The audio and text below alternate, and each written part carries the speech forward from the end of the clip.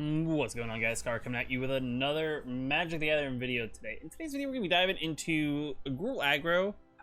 As of Monday, Gruul aggro is going to be changing in historic. Sorry, apologize, I should have said it. Historic Gruul aggro to begin the video. But today we're going to be diving into Gruul aggro, the historic version, to kind of dive in to see what caused from the Monday's announcements. If you don't already know, Burning Tree Emissary that's in Gruul aggro has been suspended, and any card that was on the suspend list got actually pushed to banned. So if you don't already know, we'll kind of go over that real quick and kind of like go over the reason why Magic decided to go ahead and put Burning Tree Emissary on suspend. Just kind of dive into the deck itself, kind of just show the power of Gruul aggro, and then we're going to kind of talk about like where does Gruul aggro go from here. Is it still a competitive deck in the meta? Is it now get bumped back down so it's a little bit at a level playing field?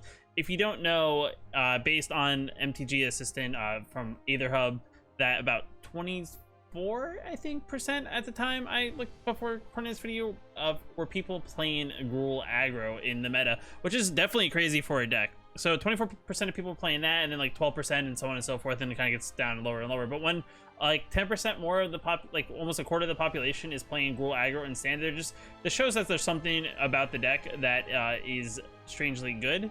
And you know, it's one of those things that you kind of have to look into to see if there's anything that needs to be done.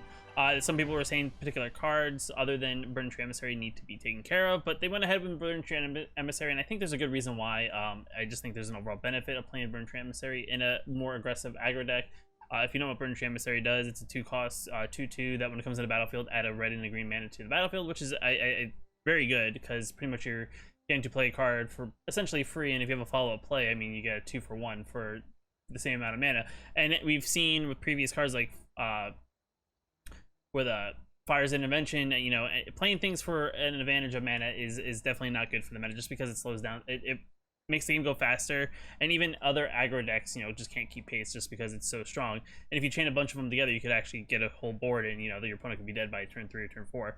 But enough said, let's kind of dive into the reason and why Magic decided to go ahead and put Burning Tree Emissary on suspend. It's not banned, it's just going to be suspended as of Thursday. So I think shortly after they do the maintenance on Thursday, and it'll be go effective on MTG Arena, but as of Monday, it's effective in physical Paper Magic, even though I don't think we're physically playing Paper Magic at the moment anywhere.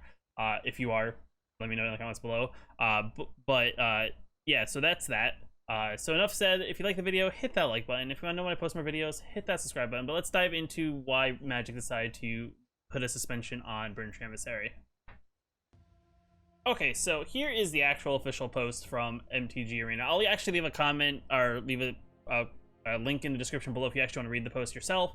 Just kind of see what's going on with the rest of the other formats, because they did actually do a couple updates to the other formats other than historic, but because we're playing MTG Arena and historic and standard are really the two main formats that are there, we're going to kind of go over that.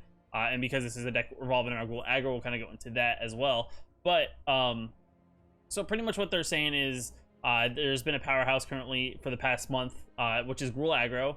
While it's been the most played deck, and separation between it and the other top decks have widened significantly in the last month, that means, you know, the increased amount of people playing the deck has drastically gone up. It's also saying, but besides Nexus of Fate, which is another deck in the format, which is a deck about taking turns and stuff like that. I don't actually know the true thing when it comes to Nexus of Fate, but I think Nexus of Fate has been on a ban as well, or suspension.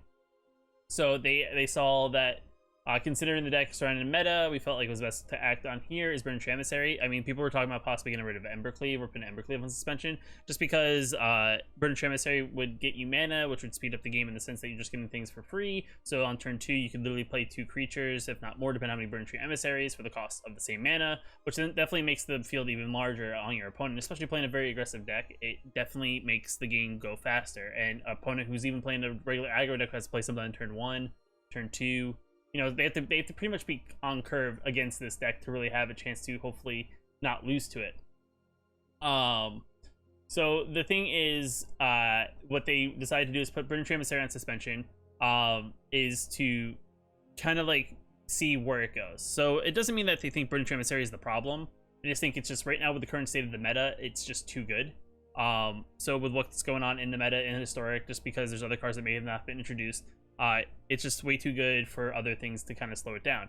I mean, it's not that you're 100% guaranteed. I think last time I checked, I think the win rate is like somewhere in the mid 60s to, depending on the day, you know, it could be close to 70.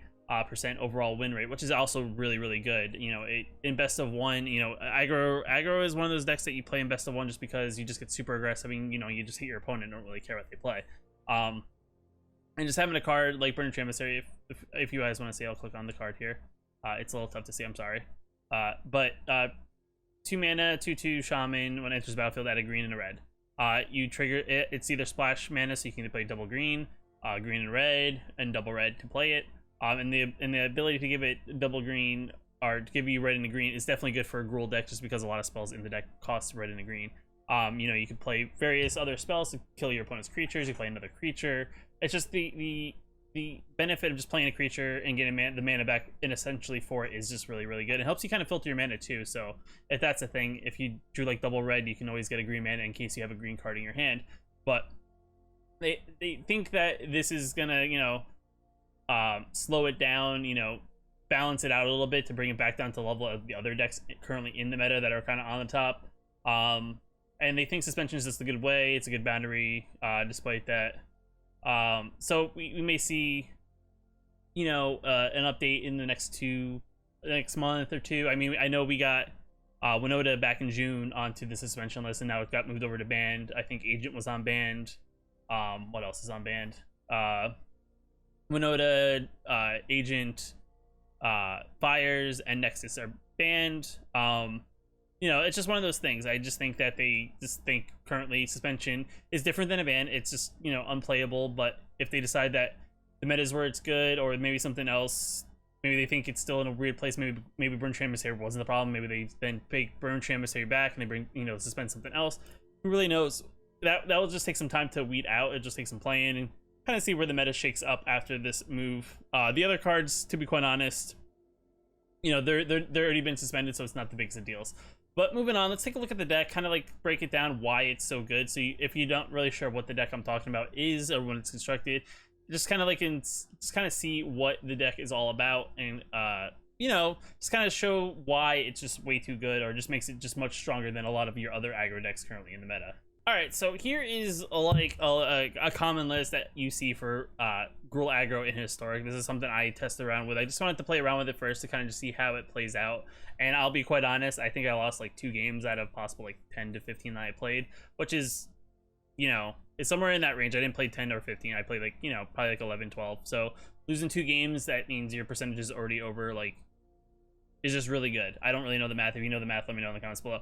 But pretty much, if you look, the curve is actually fairly straightforward. I mean, we don't curve out anything more than 4 in the deck. I mean, the deck is pretty straightforward in the mana base. We do play, I think it looks like 23 lands if you count the Fabled Passages. So I mean, the mana curve is not very high.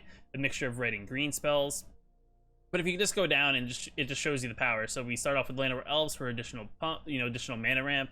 A 1-cost 1/1. You got Pel Collector. If you haven't played either Mono Green or Gruul in Standard, Pel Collector is just a very solid card for this type of deck, just because it gets bigger the more the things you play that are bigger. So that's also very solid. Then you got Burning Emissary, which is the card that is going to be moving over into suspension on Thursday at some point. I don't know exactly what time, but it'll be moving over to suspension. Then you got Domri's Ambush. So if you look at turn 2, like look at our curve at turn 2. So you got Domri's Ambush, Gallia, which is another haster. That's a 2/2. And whenever you attack with 3 more creatures, you get to discard a card at random. And then if you do, draw 2 cards. So that's also really good. And then you got Satyr Goblin. So if you just look at our turn 2 here, we're already playing Burning Emissary if we have it in our hand. And then you can follow it up either with another Burning Emissary. You can follow it up with a Gallia. You can follow up with a Domri's Ambush to pump up something else. You can also follow it up with a Satyr Goblin. If your opponent has something in their way and you have a Bone Crusher Giant in your hand, you can always use that mana to Bone Crusher Giant someone's creature to get it off the board. It's just the power of being able to play multiple spells, especially so early in the game, is just crazy. Also throwing out there, I mean, the problem is you don't really have any good way to spend the red mana at single mana, but you can also even play another Pel Collector, another Land or Elf or something, but that's probably not the best effective way. But just being so aggressive on turn 2 and already having 3 creatures, or if not more, depending on how many, like I said, how many Burning Emissaries. So if you have your turn 1, you have your turn 2 with double creature, and turn 3 with another creature. You're already looking at 4 creatures. Then you throw that with like something like Gallia to make you discard a card at random, and draw 2 cards, so you just refill your hand almost back up. And then, you know, or you have something like Embercleave. I mean, you're attacking him with 3 creatures on, you know, turn 3.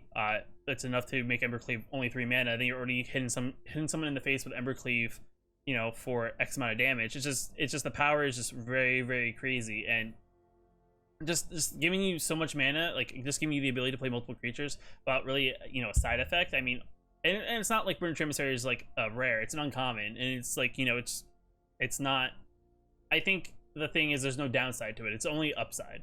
I mean, the only thing you can really do at this point is, even if you kill the Burning Tree Emissary, I mean, you still have the mana floating, so you can still play something.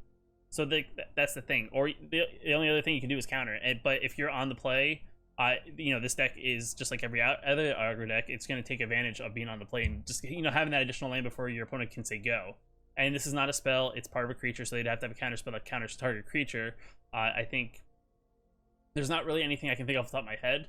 You can unsummon it, but then you can replay it to replay for the mana that you just created. But, you know, I'm just trying to think off the top of my head if you know there's something else. But like that idea there, it already is just makes the cards just seem too good. I mean, yeah, it's not like broken. You know, you're not creating tons and tons of mana, but I mean, the idea of just getting mana for the cost of you know, the same cost that you're playing the card at. Like if it was like, okay, let's say Burning Tree Emissary was a two cost 2/2, but it only gave you 1 mana, red or green, you choose. I think it's not as bad. But the one thing I also noticed that I kind of didn't go over, but like just say you play Land or Elf, or not Land or Elf, you play Pelt Collector turn 1, play Burning Tree Emissary turn 2, your Pelt Collector now goes up to a 2/2. Then you follow up the Burning Tree Emissary's mana and you play as a Tur Goblin at a 3/3. Because of the riot, you give it the +1/+1 counter instead of attacking with it. You know, your Pelt Collector is a turn as a 3/3, so you're swinging it for 3 on turn 2, which isn't super broken. But then the following turn, now you have a 3/3, you have a 2/2, maybe you have a Gallia. I don't really know.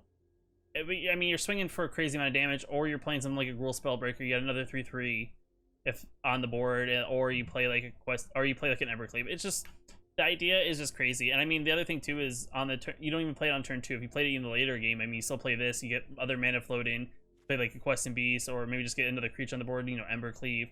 It's just like, I think the idea of just giving you mana is just super duper crazy. I mean, if you also look at the curve, we overall curve at 2, 30 creatures, 4 sorceries, 3 artifacts, which is the Embercleaves, and 23 lands. But I mean, the overall curve is 2. You can just see the crazy spike in 2. And then it's like turn 2 or turn 3. I'm sorry, I'm moving my head a little bit so you can see a little better. And majority of the deck, you know, it's just really good. And I mean, the deck is pretty fluid. I mean, there's always answers, because it's not playing tons of lands. You're usually drawing into something that's always good. Usually you're drawing something on curve. So I mean, there's that. It's gonna be kind of interesting to see what they shake up in the deck to kind of, you know, make it more effective. Does the deck play less 2-drops, and maybe it gets a little bit bigger, so it's like maybe like a big Gruul aggro than the current like aggro state it is. Who knows? I did make a version that I thought of something for like Gruul aggro. I'm not just gonna say this is like the version, but I made like a post ban version. So here's my version. Like all I did was I added an extra Gallia. I think I added an extra Bone Crusher Giant, added another Quest and Beast, and added another Rekindling Phoenix. That's all I really did. It pretty much, I just took 4 cards out, added these 4 cards in. I don't know if this is going to be effective enough. Just the power, like I said, of a Burning Tree Shaman is just super, super good.